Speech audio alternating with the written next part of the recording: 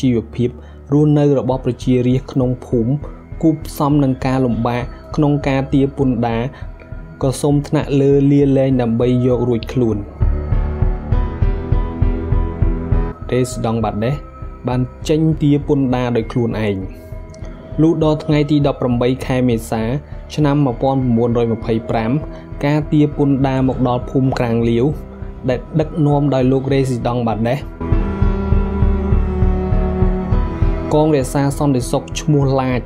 និងអ្នកដាំស្លឈ្មោះបោយពេលនោះបាដេសមានទំនាស់ជាមួយនាងនីនិងនាងប៊ីក្នុងសភាពការនេះជាឱកាសមួយដែលធ្វើឲ្យអ្នកក្លាហានហ៊ានចេញប្រយុទ្ធសម្លាប់រេស៊ីដង់បាដេសដោយឥតញញើតដៃក្នុងនោះនៅសល់តែអ្នកដាំស្លម្នាក់ដែលរត់គេចខ្លួនហើយនាំដំណឹងនោះទៅរាយការណ៍នៅក្រុងកំពង់ឆ្នាំង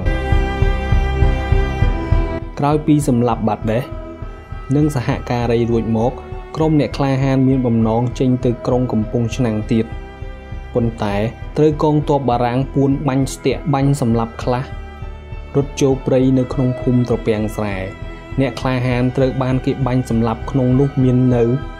រីឯជួនត្រូវគេចាប់ខ្លួនដាក់គុកនៅកោះត្រឡាចចំណែកឯប្រជាជនត្រូវរត់ចោលភូមិឋានទៅរស់នៅក្នុងព្រៃ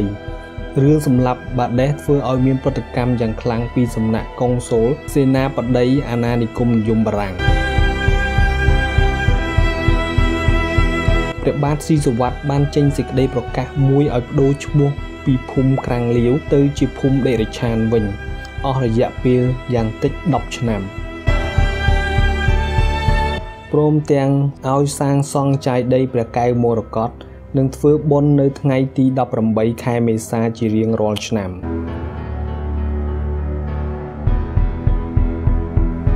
ជាទីបញ្ចប់ទាហានបានគៀអ្នកស្រុកឲ្យមករស់នៅក្នុងភូមិរបស់ខ្លួនវិញចំណែកសវណ្ណនិងនាងតន់ក៏បានមករួមរស់រួមសុខជាមួយគ្នារៀងមកហើយអ្នកខ្លះទៀតក៏បានវិលមកជួបជុំប្រពន្ធកូនវិញដែរ